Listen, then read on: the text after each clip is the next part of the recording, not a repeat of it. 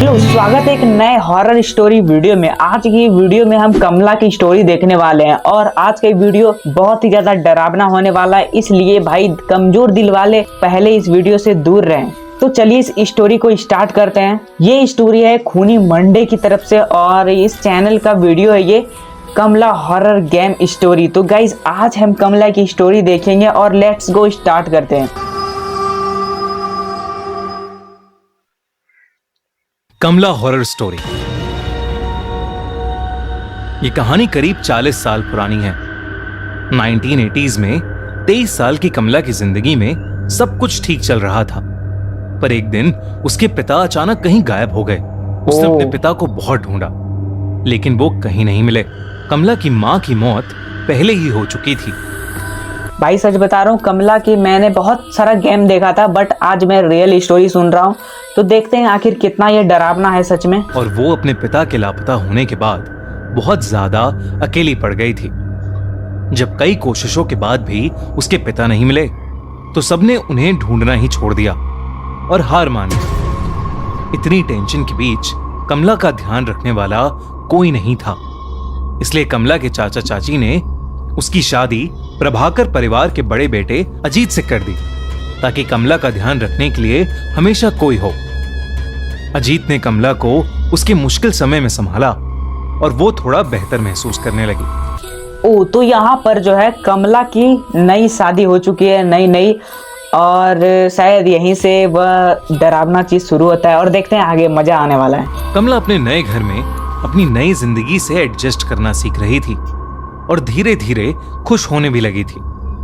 सारा परिवार उसे बहुत प्यार देता था और उसका ख्याल भी रखता था, खासकर उसका देवर राजेश।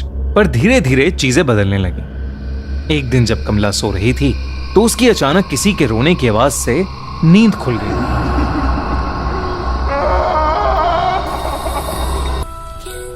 वन मिनट भाई, यार ये जो रोने की आवाज है सच में यार डरा रही है मुझे। अब भाई उसने अपने बगल में देखा। सच बता रहा हूँ, मजा आने वाला है इस वीडियो में लग रहा है। और चलो ये देखते हैं। उन दोनों के अलावा और कोई नहीं था। उसे वो आवाज फिर से आई, लेकिन अभी भी उसे कोई नहीं दिख रहा था।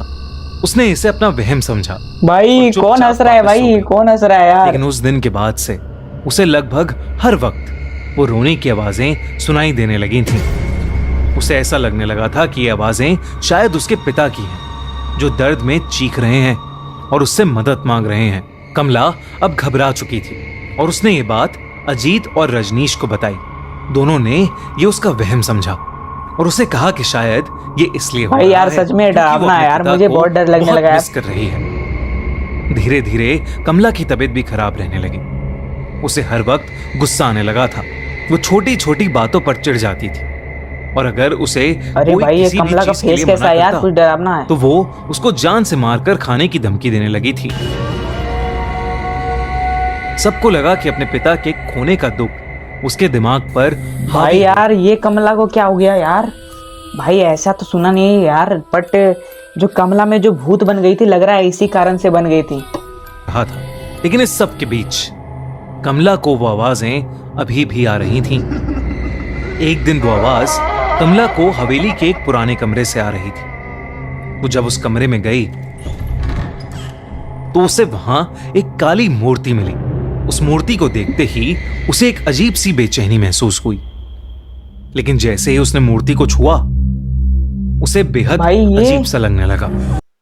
भाई यार ये सच में ये घर ही मुझे भूतिया लग रहा है जो कमला को इस हालत में ले गया।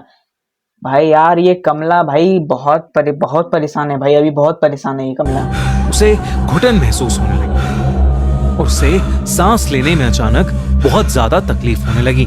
कमला ने भाई ये कमला आखिर उस मूर्ति को क्यों छुई भाई यार। ये जब जानती है भाई यहाँ पे बहुत ज्यादा मतलब सिचुएशन खराब है, फिर भी भाई ये कमला इसको छू क्यों ली भाई, इसे नहीं छूना चाहिए था यार। वो कमरे से बाहर ही जा रही थी कि उसके पैर में कुछ भारी सी चीज आकर लगी।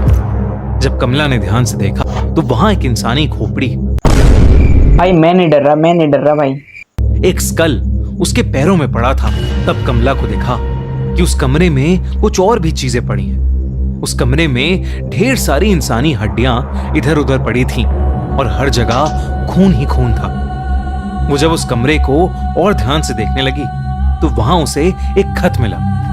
उसने खत उठाया और उसे पढ़ने लगी। खत में लिखा था कि वो मूर्ति श्रापित है और इसने उनके पुरखों को भी परेशान किया है।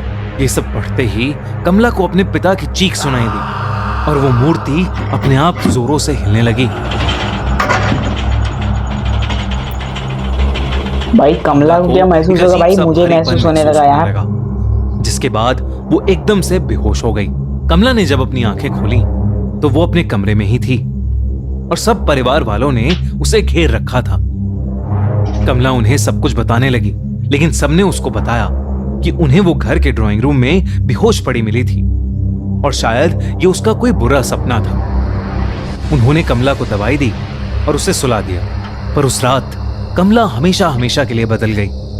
अजीत बाकी रातों की तरह डिनर के बाद वॉक करके कमरे में आया तो उसने देखा कि कमला बिस्तर पर नहीं, बल्कि कमरे के एक अंधेरे कोने में दीवार की तरफ मुंह करके जोर जोर से हंस रही है। उसने कमला का नाम चिल्लाया। कमला उसकी तरफ मुड़कर रोते हुए, मदद मांगते हुए उससे कहने लगी, मैं निर्दोष हूं, मुझे बचा लो। कमला को इस हालत में देखकर अजीत टूट गया और वो उसे गले लगाकर शांत करने लगा। किसी तरह उसने कमला को शांत करके बिस्तर पर लेटा दिया और वो रात जैसे तैसे बीत गई। पर अगले दिन कमला की तबीयत और ज्यादा बिगड़ने लगी। अगर कोई भी उसका नाम लेता तो वो उसकी तरफ मुड़कर उसे जान से मारने भाई यार कमला की तबीयत बिगड़ रही है भाई। कमला को दिखाओ यार, बहुत टेंशन में लग रही है कमला। धीरे धीरे उसका चेहरा सफेद पड़ने लगा। इसे डर तो मुझे बहुत ज्यादा लग रहा है भाई। काले गड्ढे हो गए थे और वो अरे भाई ये कैसे शक्ल बनेगी भाई? सारा प्रभाकर परिवार कमला को इस हालत में देखकर बहुत परेशान था, क्योंकि कमला ने रात को पागलों की तरह हंसना शुरू कर दिया था। कमला पूरा दिन बस रोती और हंसती रहती। प्रभाकर परिवार को लगा कि कमला पागल हो चुकी है, लेकिन उससे पहले वो कुछ कर पाते, उनके साथ एक बहुत बड़ा हादसा हुआ। एक दिन शाम को कमला के ससुर अपने रूम में बैठकर चाय पी रहे थे, जब उन्हें एकदम से अपनी पीठ पर ऐसा महसूस हुआ कि जैसे उनकी पीठ में कोई नुकीली चीज घुसा दी। उन्होंने दर्द में जब मुड़कर देखा तो कमला वहां खड़ी पागलों की तरह हंस रही थी। कमला के हाथों के नाखून कमला के ससुर की पीठ के अंदर थे। कमला के ससुर ने जोर से चिल्लाया और सब कमला को कंट्रोल करके भाई यार ये कमला परेशान कर रही है यार सबको। उसे बेड से बांध दिया। लेकिन देर रात अजीत ने देखा कि कमला बिस्तर में थी ही नहीं। उसने बाहर जाकर देखा तो कमला भागती हुई उसके ससुर के कमरे में घुस गई। क्या ठीक किया भाई, कमला को बांध दिया तो बहुत ज्यादा अच्छा किया। उनके कमरे में बहुत बन रही थी कमला। पहले वो कुछ कर पाता, कमला ने अपने ससुर को पकड़ लिया और बिना कुछ सोचे समझे उन्हें जानवरों की तरह मारकर उनके शरीर का मांस नोचने लगी और फिर उसे हिला डाला ना लगी। भाई यार ये कमला तो बहुत रोमांटिक निकली यार, रोमांटिक निकली। लेकिन कोई भी कमला को रोक नहीं पा रहा था। अजीत और उसकी मां ने कमला को उनके पिता की लाश के साथ लॉक कर दिया। उन्हें कुछ समझ नहीं आ रहा था और अंदर कमला पागलों की तरह चिल्लाई जा रही थी। वो जोर जोर से चीख कर कह रही थी कि मैं सबको खा जाऊंगी। अजीत की मां को समझ आ गया था कि कमला पर किसी का काला साया पड़ गया है, या वो खुद एक चुड़ैल बन चुकी है जिसे रोक पाना अब शायद असंभव हो गया है। उस रात उनकी मां अपने दोनों बेटों को लेकर उस हवेली से निकल गई और अपने एक रिश्तेदार के घर चली गई। जब वो अपने रिश्तेदार के घर पहुंचे तो अजीत की मां ने उसे बताया कि कमला के साथ जो हो रहा है वो कोई इत्तेफाक नहीं बल्कि काला जादू है जो उनके घर के एक पूर्वज करते करते मर गए।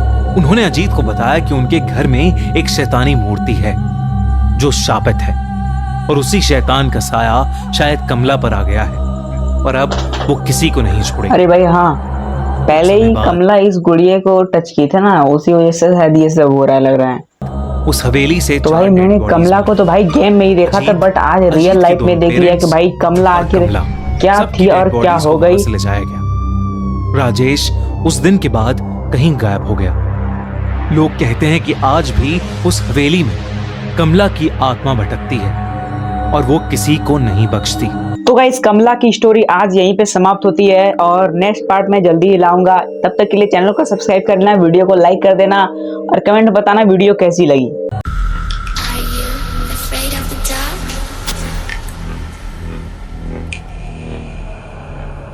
Are you scared?